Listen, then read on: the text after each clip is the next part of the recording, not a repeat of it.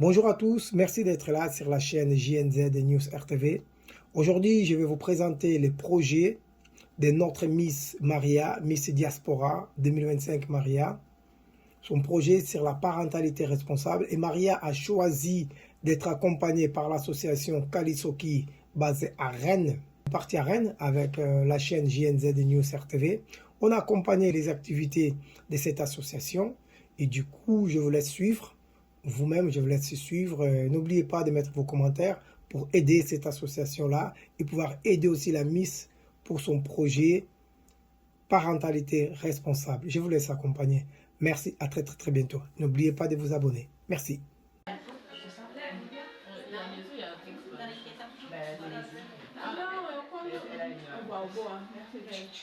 Bonjour, merci à tout le monde d'être là. Je m'appelle Lainès Ferreira, je fais partie de l'association Kalisoki et du coup c'est moi qui accompagne le projet de notre Miss Angola France 2025. Et son projet c'est la responsabilité parentale et c'est pour ça qu'on est là aujourd'hui pour présenter ce projet.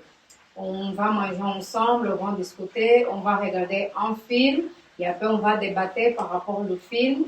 Et en fait, c'est devait être notre Miss là aujourd'hui pour présenter son projet, mais pour des raisons professionnelles, elle ne peut pas être là aujourd'hui. Et moi, en tant qu'accompagnatrice de son projet, je suis là, je vais le représenter. Merci. Est-ce que vous pouvez me dire, de vous, pourquoi ce projet, ça vous tient au cœur aussi? Ça vous a parlé? Est-ce que ça vous a parlé? Ce projet me tient au cœur parce que, en tant qu'une mère solo avec un enfant, et je vis ça. Je vis ça particulièrement, moi je vis ça. Et c'est quelque chose qui me tient au cœur parce que je connais les réalités, je connais tout. Et c'est pour ça que j'ai vraiment pris ce projet. Et, parce qu'il y a beaucoup de monde qui dit la même chose. Et en fait, c'est un sujet très existant, c'est réel, mais je vois que c'est un peu de côté. Il n'y a pas trop de voix par rapport aux femmes avec les enfants. Merci pour ton partage. Quand vous parlez de la parentalité, qu'est-ce que vous voulez dire par là en fait? Enfin, sur la responsabilité, l'engagement d'une personne assumée au maître au monde d'un enfant, en fait. C'est ça. Parce que quand on parle de la paternité, on dit que je suis parent, c'est une identité, vous avez un enfant. Et que ça vienne. C'est-à-dire que la personne doit être prête. Et la responsabilité, la plupart du temps, on peut dire, ça tombe plus sur la maman que le père. Et à ce moment-là, moi, de mon côté, en tant que mère célibataire, j'ai vu des expériences et je trouve que c'est pas tout à fait juste parce que c'était la décision à deux. Malgré la séparation, je veux aussi que le papa soit présent.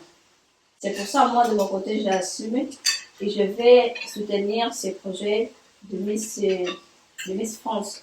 La responsabilité, c'est une question d'engagement et la question de la soumission. C'est une identité que donne les enfants et on doit ramener cette identité jusqu'au bout. C'est-à-dire, il n'y a pas fin. Tant qu'on est parent, c'est jusqu'à la mort. L'engagement, le partage, qu'il soit dans la santé, dans l'identité d'enfant, qu'il soit dans moral et physique aussi. Parce qu'un enfant requiert beaucoup, beaucoup d'efforts, qu'il soit physiquement, mentalement, émotionnellement. Et ça, c'est quelque chose qui doit être soutenu avec. Je pense, moi je dirais, je suis d'accord avec Micheline. Je suis d'accord avec Micheline, mais la question c'est pourquoi on arrive à ce point d'avoir cette question en tant que thème.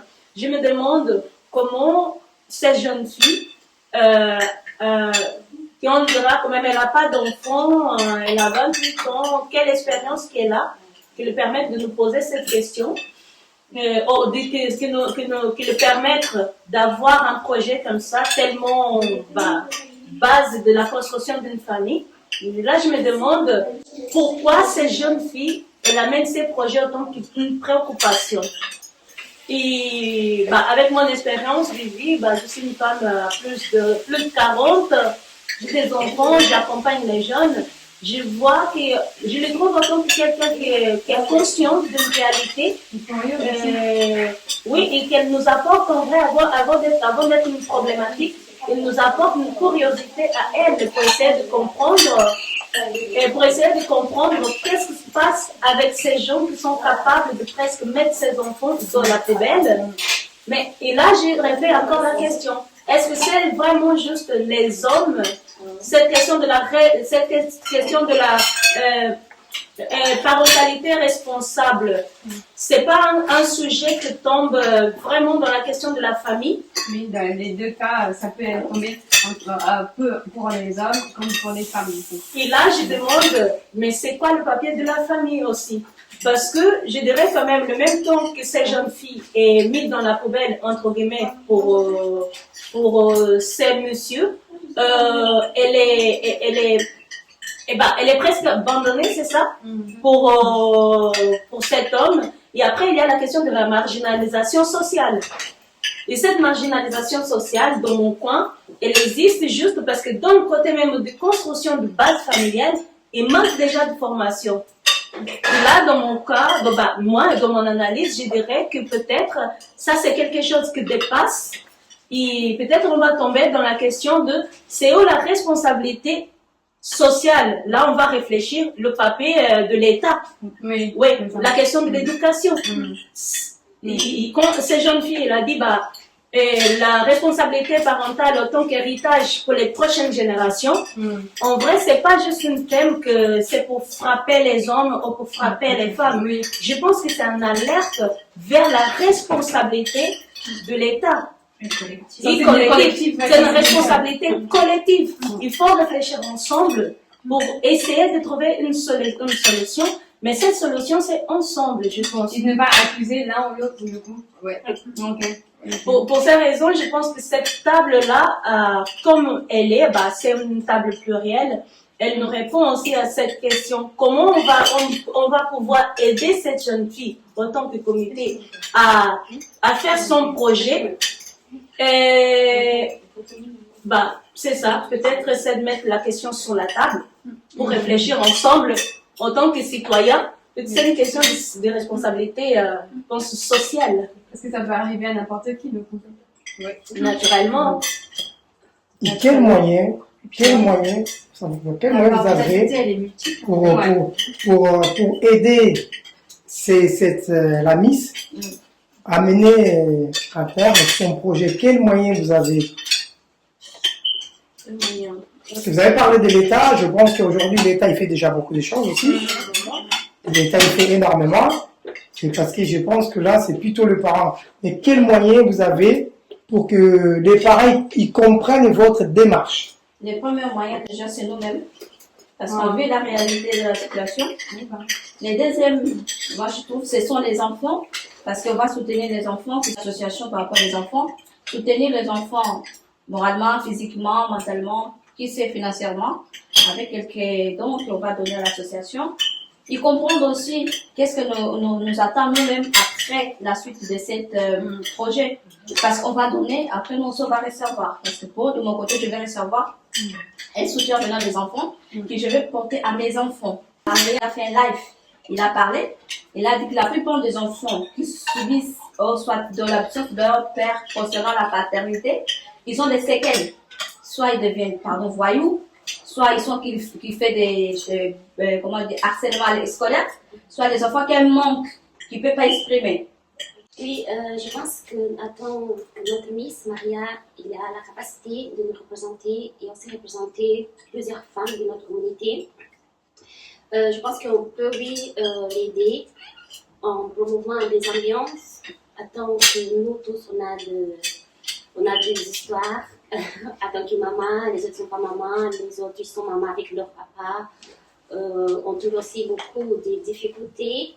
Mais je pense que en promouvant les ambiances en genre, je pense qu'elle va bien s'habiller de nos problèmes, va bien vestir nos problèmes. Et voilà, je pense que ça, parce que j'avais une histoire pour partager avec elle. Et je pense qu'elle a aussi, il y a la sensibilité de se retrouver en nous et apporter nos besoins, nos inquiétudes devant le monde pour nous représenter. Et je pense aussi, toutes ces histoires qu'elle va pouvoir côtoyer, ça la porte déjà un autre regard, une autre empathie aussi envers du coup, les enfants qu'elle va accompagner dans ce processus. Et se rendre compte aussi que chaque enfant est différent et ce n'est pas parce il est né sans père ou avec ou sans mère ou avec qu'il devient un délinquant. En fait, chaque histoire est différente et du coup, je pense que ça va porter ses fruits en fait, ce projet qu'elle va construire avec le comité. Je vais avoir un avis de chacun. Quelles difficultés elle peut avoir pour vous? Moi, je pense qu'il n'y en a pas de difficulté si elle est dans le rôle, comme je viens de dire. Il a gagné pour mériter, pour ses compétences, pour sa façon de se retrouver en tant que femme. Je pense qu'il n'y en a pas une raison qui ne pourra pas arriver à nous représenter dans ce thème.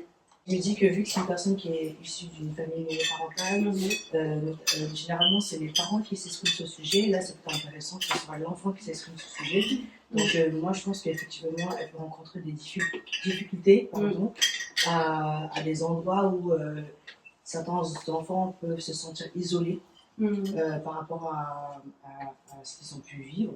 Et qu'elle, si elle a vécu une histoire différente où c'était peut-être un rapport plus positif, elle peut rencontrer de la difficulté à créer du lien, rassembler ou amener de la lumière.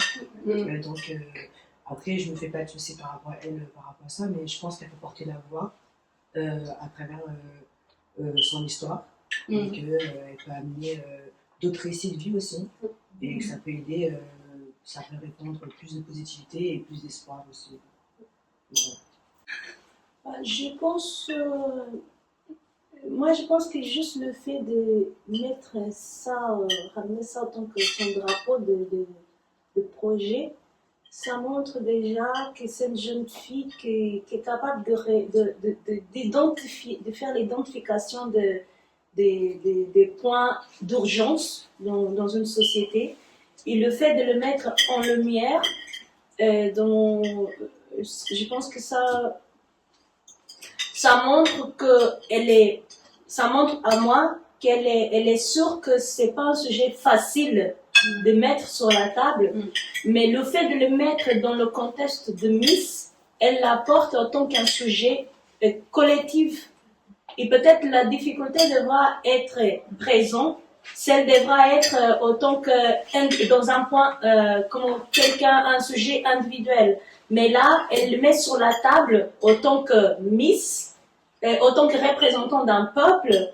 Et c'est une façon, comment je veux dire, silencieuse de dire, il y a cette question, on devra travailler sur elle, moi je devrais travailler sur elle, mais je ne suis pas capable de le faire tout seul. On va le faire ensemble. On voit c'est une voix invisible elle apporte avec sa voix un cri de secours d'une société. C'est comme ça que je vois. Et la seule moyen d'avoir un empêchement à elle, ce n'est pas avoir la capacité de rencontrer l'espace de parole. Et elle a trouvé l'espace de parole, et elle a bien mis cet espace de parole, elle s'appuyait de cet espace de parole pour parler. Pour ça, c'est notre partie, c'est notre foi à partir de maintenant de le soutenir et de lui dire que tu n'es pas seul. Et ça, c'est une question à tous, que ça touche à tout le monde. Et c'est universel, c'est pas une question sur Angola. Et Miss Angola France, ça veut dire qu'elle est la voix, c'est la parole de les femmes. Elle parle en tant que femme avant de tout. C'est comme ça que je vois. Moi, je pense que c'est pas nécessaire d'être maman. Je pense que c'est pas nécessaire d'être mère et de vécu des situations difficiles pour parler de ça ou pour sentir cette douleur. Je pense que Maria, c'est une jeune fille. Il n'est pas maman pour l'instant, mais je pense qu'il rêve d'être maman un jour. Il envisage déjà comment va être son parcours de maman. Il s'inquiète, il voit nos vies, il voit autour d'elle-même. et ça donne envie de les représenter. Oui. Parce qu'en fait, allez-y. Non, c'est bon. Non, mais parce que pourquoi je parle de ça? Parce que vous savez, aujourd'hui, quand on parle des parents, le monde a tellement basculé, on ne va pas dire tourné, mais ça a basculé d'un côté, c'est que les enfants aujourd'hui, c'est eux qui sont les patrons à la maison. Les parents, maintenant, il y a certaines choses qu'on ne peut pas faire parce que lui, il ne veut pas faire. Et du coup, c'est pour ça que je disais, bon, vous êtes là pour l'accompagner, c'est très bien, l'association Sopi, c'est hyper important, mais moi, je suis dans le sens que c'est une démarche pas facile. Pas facile, et je pense que, comme vous dites, que vous êtes vraiment à fond pour la soutenir, c'est hyper important. C'est pour cela, moi, je pense que cette vidéo, c'est important pour les gens qui les regarderont. Ils sauront qu'elle n'est pas toute seule, qu'il y a du monde derrière. Tout ce qu'elle porte, il n'y a pas qui nous voit, il y a plusieurs voix derrière. Pour une raison, la raison que vous parlez tous aujourd'hui. Moi, je travaille avec Maison du Quartier, je travaille avec des enfants dehors de mon travail.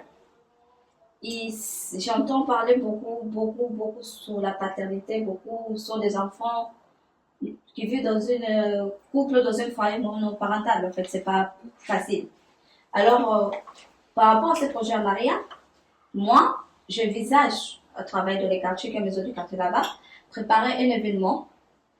Il y a le papa poule, il y a le papa présent, il y a le papa amical, il y a le papa géniteur présent et absent, en fait. C'est-à-dire, on donne l'espace à l'enfant.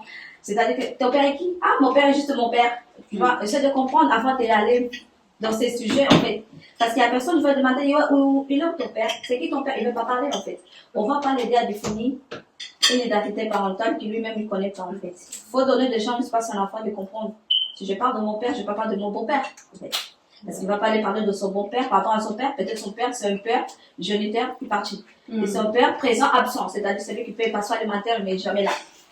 Tu vois, on ne va pas parler d'un père qui est un père qui ne prend que le week-end. Parce que le week-end et les vacances. Ton père, c'est qui? Mon père, c'est mon ami. C'est différent. Ton père, c'est qui? Mon père, c'est papa poule. C'est-à-dire, il est là, de l'activité scolaire, de les sorties, de les vacances. C'est-à-dire, mon père est qui? Mon père, c'est ma famille. C'est-à-dire, c'est la globalité de définition parentale. Ça, c'est, pour moi, c'est quelque chose de bien, des préparations même à nous, à la génération future qui souhaite avoir des enfants. Tu vois, ça va définir quel genre de parents je vais donner à mon enfant. C'est vrai qu'on ne choisit pas. Et pour ça, nous, on travaille avec les maisons du quartier, avec des associations. Il y a des parents qui travaillent des associations, qui me soutiennent, les projets de Maria. Et on essaie de travailler avec les enfants préparés. Et préparer, le thème c'était Big Up. Et si je suis un enfant, pourquoi pas mon père? On a défini comme ça, non parce que la maman est là, non. Parce que l'enfant veut parler de son parcours avec son père. Parce que maman est là, mais le papa, c'est ça que je viens de vous dire, on a défini les parents différemment pour faire comprendre. Peut-être ton père là c'est ton papa poule, ton père là, mon père c'était les dictateurs en fait, qui fait la loi mais jamais met pas de la table, qui est le dictateur mais fait rien. Tu vois, on essaie de donner espace à chaque définition et généraliser tout et mettre ça sur la table et donner à l'enfant un espace de s'exprimer. Oui, et je pense aussi que c'est avec Maria, on va travailler aussi avec les mères, les parents. Voilà. Dans le sens qu'eux-mêmes, ils arrivent à travailler sur leurs enfants, donner l'opportunité de leurs enfants s'exprimer devant eux. Et aussi de eux-mêmes se trouver en tant que parents, jusqu'à quel point ils sont responsables ou pas. Parce que des fois, on se dit qu'on est papa, surtout nous ici qu'on est dans la diaspora, on se dit qu'on est papa, on est responsable. On est là pour nos enfants, mais on oublie certains besoins que nos enfants ils ont à la maison. Il y a comme je peux dire ça, il y a des situations qu'on pense être père responsable. C'est d'amener la nourriture à la maison, payer le loyer, mais nos enfants, ils ont différents besoins en tant qu'ils veulent regarder en tant que parents. Je pense qu'avec Maria, on va travailler ça avec les mamans, avec les parents, pour les aider aussi à soulever cette poids lourd d'être parent. Parce que c'est pas aussi facile d'être parent, surtout parent responsable, c'est pas aussi facile, mais on est là pour soutenir ça, on est là pour ça. Et quand vous dites parents responsables, qu'est-ce que vous voulez dire par là? Moi, j'aurais dit sur la partie plus émotionnelle, parce qu'on a parlé beaucoup de l'apport que les parents peuvent apporter matériellement. Et c'est vrai que dans nos sociétés, surtout africaines, on ne laisse pas la place aussi aux enfants de s'exprimer sur ce plan-là. Et du coup, aujourd'hui, on a beaucoup plus d'enfants qui prennent la parole, donc on va avoir l'impression que les rôles se sont inversés et que ça vient bousculer les standards, on va dire. Mais moi, je n'ai pas l'impression que ça s'inverse. J'ai l'impression que ça s'équilibre parce que avant, nos parents n'ont pas pu s'exprimer. On voit que ça a des conséquences aussi sur la génération suivante. Et nous, aujourd'hui, on apporte un message différent, c'est qu'on a le droit d'exister, poser nos limites, poser nos désaccords. Et tout à l'heure, on a exprimé que oui, effectivement, c'est important d'aller avoir un suivi psychologique. Bien évidemment, je suis pour cela, mais je pense aussi que c'est important d'abord de dialoguer avec son enfant, de voir à quel point on peut le soutenir. Parce que moi, pendant très longtemps, j'ai pas connu mon père, mais pendant très longtemps, on a pensé, même par rapport à les gens, enfin les personnes, venaient avec des discours en me disant que je vais forcément ressentir un manque parce que j'ai pas le père. Et ce manque affectif m'a beaucoup suivi et je me suis rendu compte que ça ne m'appartenait pas, que je ne peux pas manquer de quelque chose que je n'ai pas connu. Mais vu que c'était dans les grands discours, on finissait par apporter même des traumas un peu invisibles. Et peut-être que si j'aurais eu l'espace de dialogue pour cela, je n'aurais pas ce lourd poids, enfin ce fardeau sur moi. Donc je pense que c'est d'autant plus primordial de créer cet espace de dialogue entre les parents et les enfants, mais qu'il n'y a pas de...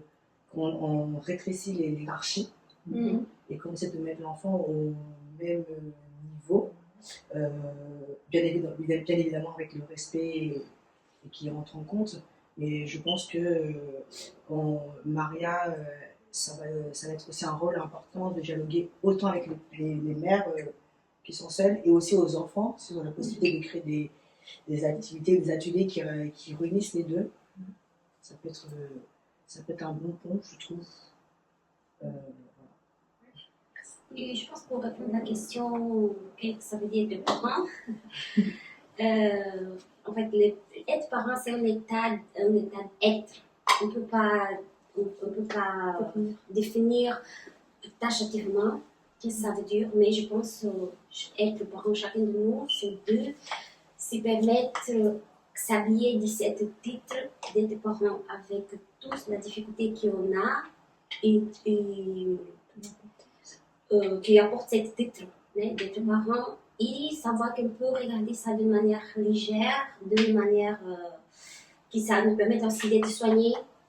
Parce que je pense que presque tous, même qui les gens ne connaissent pas, on a tous des traumas invisibles. Voilà. Je pense qu'être parent et se dire, ok, aujourd'hui j'ai une titre, j'arrête d'être telle, j'arrête d'être fils, j'arrête d'être Manuela, je suis une maman. Et je veux m'habiller de toute cette difficulté et aussi de toute cette joie qui c'était de m'apporter. Et je trouve aussi que, ce que tu viens de dire, c'est aussi de sensibiliser. Maria, elle doit aussi va devoir apprendre à sensibiliser les personnes que, en fait, on n'est pas parents. On apprend en fait, donc on fait un apprentissage dans la vie. Personne n'est né, aujourd'hui je suis maman, du coup ça s'apprend. Et ça aussi, je trouve que c'est pas que pour l'enfant qu'il faut sensibiliser, c'est aussi aux parents, parce qu'il y a des parents qui ne savent pas être parents. Du coup, c'est pourquoi la parentalité responsable. Donc aussi enseigner les parents à être parents, ça aussi, ça c'est primordial. Comment dire? Primordial. Avant tout. Je pense aussi, vous nous avez demandé, je pense, peut-être quels moyens pour pouvoir suivre, accompagner Maria. Les moyens sont pluriels et tout ce qu'on fait, si on valorise dans le cadre de son projet, c'est à partir du moment qu'on a reçu son projet, on a compris. Et déjà, on a compris notre ignorance vers le thème. et aussi on a compris la responsabilité que ce thème apporte, à partir de là, le projet de Maria était déjà en route. Alors, pourquoi je dis ça? Parce que le fait d'être aujourd'hui sur cette salle, sur la table, le fait de faire un événement hier, le 29, le fait de faire le live, le fait de l'accompagner pour l'amener à Rotterdam, le fait dans le processus de préparer Maria pour aller à Rotterdam, on était obligé de rencontrer certaines associations, comme par exemple Maison du Square ici au Blône. Par exemple, on était dans une ciné-rencontre au cinéma ici à Rennes, je ne me rappelle pas le nom du cinéma. Arvor. On était à Arvor, à voir une pièce un film qui parle sur cette question. Je pense qu'après son élection, tout ce que nous on fait autant que comité et autant que communauté rennaise qui est conscient de ce thème, c'est déjà une façon de réfléchir par rapport à la problématique que Maria nous amène sur la table. On était en contact aussi avec, comme on disait, Micheline, avec la maison de quartier de Vuljean. Et dans ce moment, la maison de quartier de Vuljean, il y a aussi le projet Big Up, dans lequel c'est Micheline qui est en contact. On est aussi en contact avec, par exemple, le collectif Cuné, dans le collectif Cuné, il y a une structure qui s'appelle les clandestins, que c'est une structure qui accompagne vraiment une partie de la conséquence de ce sujet. Je pense que le projet de Maria est déjà en route. On ne peut pas dire qu'est-ce on pense faire pour faire le projet de Maria. Parce qu'aujourd'hui, on a dans cette table des gens qui sont des gens engagés et co-responsables déjà de cette trajet. On a dans cette table des responsables associatifs, on a dans cette table des représentants des associations, des gens qui sont sortis de sa maison dans un week-end, des mamans qui sont laissées ses enfants, des artistes qui sont laissés ses projets pour être là. Ça veut dire que aujourd'hui, le projet de Maria est pas un projet. Elle est déjà en route. C'est pour ça que j'ai dit, à partir du moment que le projet est sur la table et on lui permettre que tout le monde peut le voir, alors vous êtes volontaire pour marcher, pour aider Maria. Maria, c'est le nom qui est dans cette salle, mais elle n'est pas là. Elle n'est pas là pour des raisons personnelles qui l'ultrapassent, mais en tout cas, elle a tout fait pour être dedans et pour pouvoir être concernée dans ces sujets. On travaille déjà, on soutient déjà Maria. Le 12, on va être en Angola pour commencer le travail de diagnostic de terrain pour le projet de Maria. Dans le projet de Maria, normalement, on va faire le soutien d'une institution en Angola qui est en analyse, en étude. On a rencontré déjà des associations en Angola. Avec l'ANS, qui est la personne qui fait l'accompagnement à fond du projet de Maria. On travaille aussi avec un partenaire à nous qui est en Angola, qui est responsable pour le recherche de terrain. Il y a déjà un travail depuis juin jusque-là. Il y a déjà un grand dossier dans le projet de Maria. Et je pense que ça, c'est déjà un processus de conscientisation. Et nous, autant que comité, c'est ça notre travail.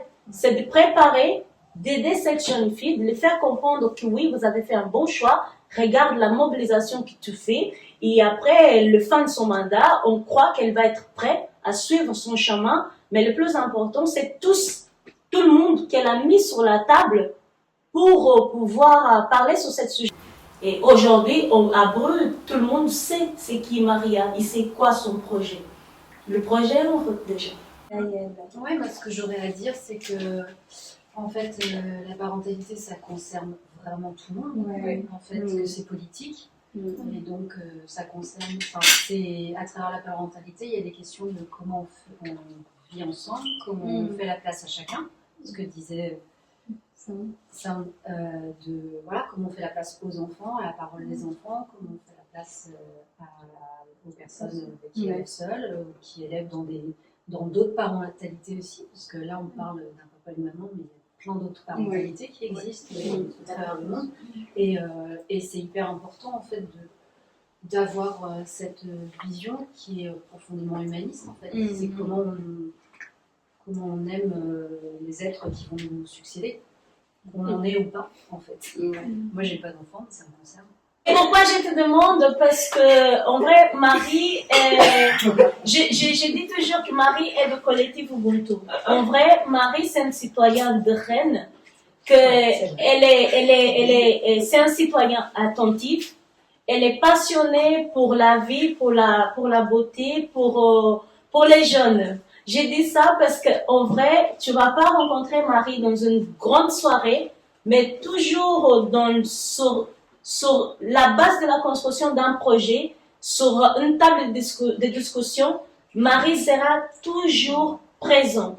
C'est comme ça que je te vois. Mais merci beaucoup. C'est comme ça que je te vois parce qu'on avait fait une exposition. Alors, dans tous les cadres de la Semaine de l'Afrique, depuis la première édition, tu étais toujours présent. Et c'est toujours dans les moments de construction et conclusion.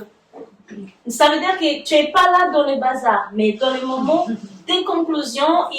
Et c'est pour ça que j'ai dit que je t'invitais aussi parce que vous faites partie aussi de tes casquettes. C'est aussi cet amour que tu as pour le collectif Ubuntu. C'est un collectif qui soutient les étudiants africains. Ici à Rennes, Maria, c'est une jeune fille qui vient d'ailleurs.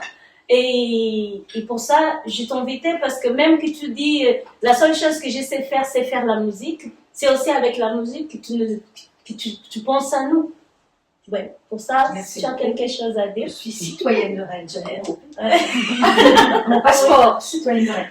Oui, mais c'est vrai, moi j'ai beaucoup aimé chacun de vos partages. En fait, c'est une mosaïque. La parentalité, c'est tout ça, c'est le puzzle de vos expressions.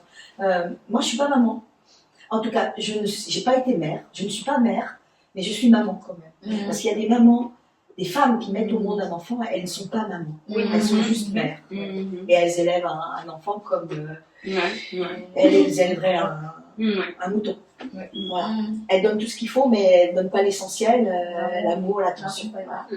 Et il y a des mamans, il y a des femmes qui ne seront jamais mères, parce qu'elles ne mettent pas d'enfants au monde, mais elles sont mamans, avec des enfants des autres. Voilà. C'est ça la parentalité aussi. On disait qu'elle est multiple, c'est ça aussi. Donc je suis maman de dizaines, moi je suis conteuse, je suis pas seulement musicienne, je suis surtout conteuse. Et donc je suis maman de beaucoup d'enfants sur le quartier. Et votre présence ici répond vraiment à cette question. J'ai été débordée, j'avais beaucoup de choses à faire. Et en vrai, c'était Marie qui était là. Elsa, n'oublie pas, Elsa, c'est à telle heure. Elsa, je m'endormis, mais j'y suis là. En vrai, l'engagement, c'est ça. Et l'engagement pour une jeune fille qui n'est pas française, une jeune fille qui est angolaise. Mais c'est une jeune fille de cette monde, c'est une jeune fille.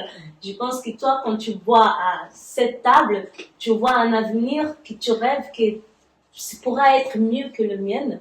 Bah, ça va. Et c'est pour ça que vous êtes là avec nous. Après, une semaine, beaucoup de travail pour le collectif Ubuntu. Je trouve que le projet est intéressant. Il parlait du fait que, en fait, vu que c'est la voix des enfants et non la voix des parents qui est plus générale et dans l'expérience des parents, genre de la vie monoparentale et tout, ils se reconnaissent plus, ils se rejoignent plus que les enfants en soi, parce qu'en fait, on vit pas les mêmes expériences. Parce que vu que, je pense qu'elle va parler de l'absence des pères, par exemple, qui sont juste, ils sont les géniteurs, ils partent et tout, mais c'est pas la même expérience que nous, les enfants, qui avions un père et qui est mort. C'est important aussi que nous tous, on sache que la responsabilité parentale, ce n'est pas déjà seulement le parent. Parce qu'en Afrique, on sait qu'on grandissait nos enfants ensemble. On est maman de nos nouveaux, on est maman de l'enfant de la voisine, on est maman de ceux qui n'ont pas des excellents. Voilà, je pense que la responsabilité parentale, ça nous dit en tant qu'être humaine, en tant qu'africaine, en tant que nous tous on est dans la diaspora, parce que Maria, c'est notre Miss ici, la diaspora, il est là pour emmener ce projet. Il faut dire qu'il y a derrière elle, il y a une femme une communauté des femmes, des pères aussi, des enfants qui sont là pour se faire soutenir et se faire regarder. Et aussi, je trouve qu'on doit préciser aussi qu'il n'y a pas que beaucoup en Angola. Il y a aussi dans son lieu de résidence, il y a plein de familles qui n'ont pas cette structure familiale. Voilà. Et qu'elle ne doit pas se pencher seulement sur un sujet, le père ou l'enfant, voilà. Mais comme tu as dit, sur un sujet de quand s'il a un père ou une mère qui est décédé, comment on fait en fait? Et d'autres sujets liés à la famille qui sont aussi importants dans la diaspora en soi et aussi en Angola. En fait, elle doit se pencher sur la généralité en fait, pas que en Angola, mais par exemple en bas de son immeuble, il y a aussi une famille qui vit la même chose, quoi. Et c'est ça notre travail en tant qu'espace d'échange de paroles. C'est cette réflexion que normalement il devra faire ses combats tout seul. En vrai, chaque mot, cet échange, ça permet ça permet de comprendre. Parce que on comprend le projet qui lui tient au cœur et en même temps, on devra en tant que structure regarder le point base et structurel de ce thème. Et pour ça, on avait parlé d'enfants qui n'ont pas de parents à cause, parce que quelqu'un est décédé, mais on a aussi les questions de rejet parental par rapport à une maladie. Par exemple, un enfant handicapé, parfois lui est rejeté, même pour la famille en global, côté papa, côté maman. Et cet enfant va être élevé parfois pour une voisine, et ça c'est en Afrique, et ici en Europe peut-être pour une institution. En vrai, tout ça, c'est des points qui ramènent le thème de Maria, c'est un thème global et d'éducation populaire. C'est comme ça que je le vois. D'accord avec tout ce que vous avez dit plus tôt, et je vais appuyer ce sujet, c'est que la tâche, elle est lourde, la tâche, elle est immense. S'occuper d'une parentalité, s'occuper de la parentalité, et que ce soit dans un cadre afrodescendant et de la diaspora, c'est une tâche lourde. Il ne faut pas oublier que beaucoup de gens ne choisissent pas d'être parents et beaucoup de gens choisissent d'être parents mais ne prennent pas cette responsabilité. Être parent, c'est même avant de concevoir l'enfant. C'est savoir être prêt à se dire ok, quand l'enfant va naître, quand on va faire l'enfant, on va faire en sorte que cet enfant ait un cadre de vie propice à son développement personnel, que la famille soit un environnement sain, que ce soit pour chacun des membres, autant le père, la mère ou tout type de parentalité que pour l'enfant. Dans des cas monoparentaux, en tout cas en France et aussi en Afrique, c'est le parent solo qui prend la responsabilité des deux et on a l'impression, en tout cas, de mon expérience, que l'enfant devient un fardeau. C'est de faire rencontrer le parent et l'enfant, les faire discuter, les faire se comprendre, les faire avancer ensemble dans la famille.